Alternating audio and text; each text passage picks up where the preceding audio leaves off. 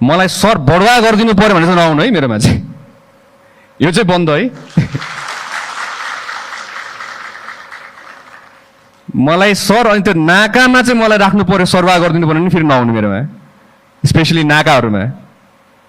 यो पनि मेरो ठाउँमा नआउनु होला, किनभने त्यहाँ चाहिँ सरवाह हुँदैन, तपाईँ अर्कै ठाउँमा सरवाह हुन्छ डेफिनेटली चाहिँ हो। त्यो भयो भने चाहिँ है यो हामीले सिस्टम अनुसारमा हामीले यसको प्लानिङ गरेका छौँ सरवाह बढाएको कुराहरूमा। त्यही भएर तपाईँले अबदेखि ढोका ढकढक्न कसैको ढोका ढकढक्नु पर्दैन। तपाईँ मेरो ढोका ढकढक्न आउनुहुन्छ भने मेरोमा चाहिँ ढोका ढकढक्दाखेरि सर मलाई समस्या पऱ्यो मात्र भनेर भन्दिनँ, यति मात्रै भन्दिनँ। म तपाईँको हरेक प्रहरीको लागि म तपाईँको आफ्नै समस्या जस्तो बुझेर म कुद्नेवाला छु, लिन्छु र म त्यसलाई समाधान गर्न भरपुर प्रयास पनि गर्नेवाला छु। धेरै अप्ठ्यारो नमान्नु, मसँग अप्ठ्यारो मान्नुपर्ने जरुरत छैन। निर्धक्क भएर मसँग तपाईँ कुरा गर्न आउनु सक्नुहुन्छ। बाहिरको विदेशको हेर्दाखेरि तपाईँले प्रहरीको लुगा हेर्दाखेरि ओहो अहिले नै क्रिमिनललाई पक्रिन्छ कि क्या हो भन्ने टाइपको लुगा हुन्छ।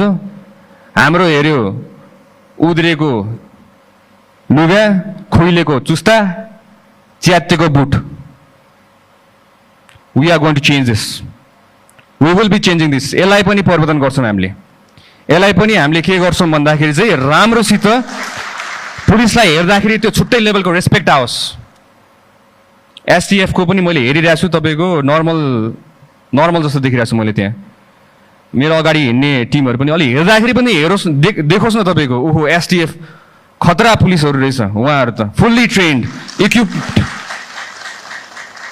दङ्गा नियन्त्रण गर्न जाँदाखेरि दुईटा हात दिएर पठान्छ। कसरी गर्ने दङ्गा नियन्त्रण?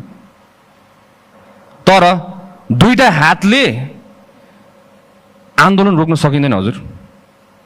हामीले माथिबाट निर्देशन दिँदै गर्दाखेरि तल्लो दर्जाको हाम्रो कर्मचारीहरूले कति रिस्क बेहोरेर तपाईँको अगाडि उभिनुपर्छ, ज्यान धरापमा राखेर हुनुहुन्छ। At least we need to equip them. तपाईँको त्यही अनुसारको सिल्ड, त्यही अनुसारको बुट, त्यही अनुसारको कम्युनिकेसन च्यानल्सहरू, इक्विपमेन्ट, गियर्स, ड्रोनको थ्रुबाट तपाईँको असुर ग्यासहरू हाम्रो फाल्न मिलिहाल्छ। त्यही अनुसारमा अनाउन्समेन्ट गर्न मिलिहाल्छ।